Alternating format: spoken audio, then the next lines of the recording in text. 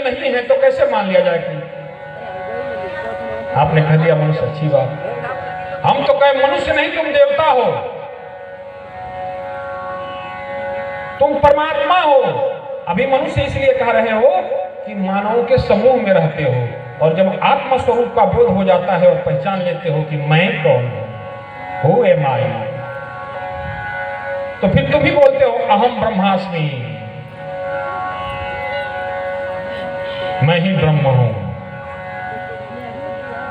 यथा पिंडे सोई ब्रह्मांडे। कब? जब खुद को पहचान लो तब, और ये पहचान बिना सदगुरु की कृपा के नहीं हो सकती। उसी मानस को आप रोज पढ़ते हैं। आप कहते हैं मनुष्य हैं, अच्छी बात, अरे मानवीय गुण आ जाए तब भी बहुत अच्छी बात है, लेकिन मेरा दावा है और अपना अनुभव है कि जिस दिन आपने मानवीय मूल्यों के अनुसार जीवन जीना सीख लिया ना, उस दिन आप मानव नहीं रहेंगे, उस दिन आप देवता तुल्य हो जाएंगे। क्यों? क्योंकि ईश्वर अंश जीव अविनाशी, आप ईश्वर के अंश हो। अच्छा ये बताओ, गेहूं के बीज से क्या बबूल का पौधा जमेगा?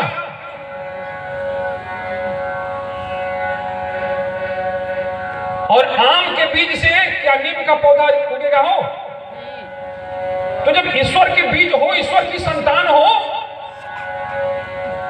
तो तुम ईश्वर तो हो ही।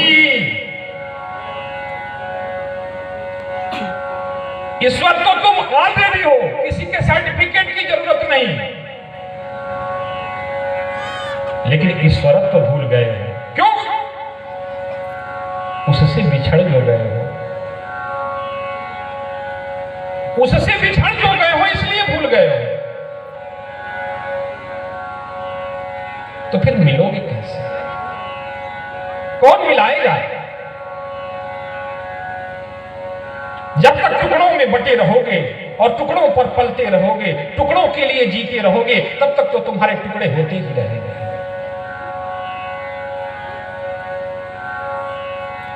हाथ हमारा है, पैर हमारा है, आंखें हमारी है, सब कुछ हमारा है, बट हम नहीं हैं। तो हम कौन हैं?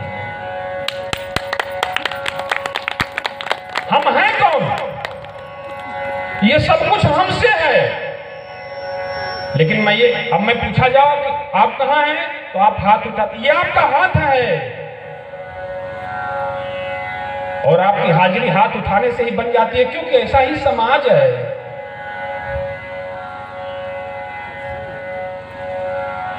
अष्टावक्र जी पहुंचे जनक जी के दरबार में।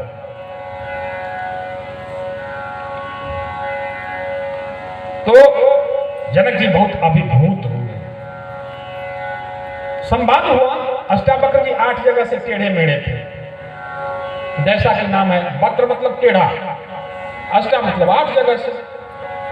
उनके पिताजी को उठा के जनक जी जेल में डाल दिए थे सवाल जवाब के लिए, उत्तर नहीं दे पाए थे माफी। जब जनक जी के दरबार में अष्टावक्र जी पहुंचे, तो जनक जी अपने मंत्रियों के साथ मंत्री परिषद में बैठे हुए थे। सारे मंत्री ठहाका लगा के हंसने लगे, जनक जी भी हंसने लगे। जानते हैं क्यों? क्योंकि इनका रंग रूप चाल ढाल ऐसा था कि अनायासा लोगों की हंसी निकल ही पड़ती थी। अष्टावक्र जी पहुंचे जनक के पास, कहा, अरे जनक जी, सभी क्यों हंस रहे हैं? तो मंत्रियों ने कहा जनक जी के बोलने से पहले, अरे महाराज, हम हंस नहीं रहे, आपकी चाल ऐसी है कि हंसा दे रही है, आपका रंग रूप और स्वभाव ऐसा है कि हंसा दे रहा है, हंसने को विवश कर दे रहा है। फिर जनक जी भी हंसे, तो कहा, महाराज, हम इनको हंसता देख के हंसे। जानते अष्टावक्र जी ने क्या कहा? कहा, यार, हम तो बहुत उम्मीद लेके आए थे कि किसी विद्वान से, किसी भगवत रसिक से मिलेंगे, लेकिन यहां तो चमारों की फौज खड़ी है। यहां तो चमारों की फौज खड़ी है। जनक जी ने पूछा, चमार क्यों कहा मुनिवर? कहा, इसलिए कि तुमको चमड़ी पहचानना आता है।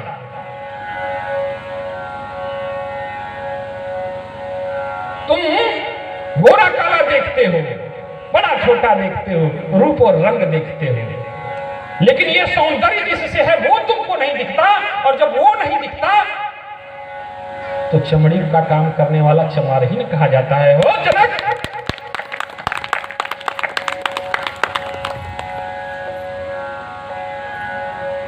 इसलिए जब तक अपने निज स्वरूप को नहीं पहचानेंगे आप,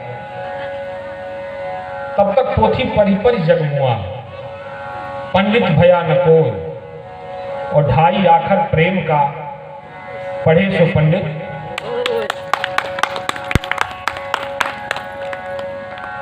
इतने वेद शास्त्र उपनिषद हैं।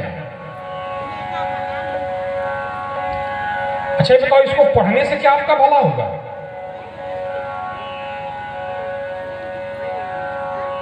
पढ़ने से भला होगा? कोई मंत्र आपका भला नहीं कर सकता, कोई भी मंत्र आपका भला नहीं कर सकता, क्योंकि आप मंत्र पढ़ते हो। आप कहेंगे बाबा सचिया गए हो क्या? हम पूछे क्यों भैया? कहा बावले तो नहीं हो गए?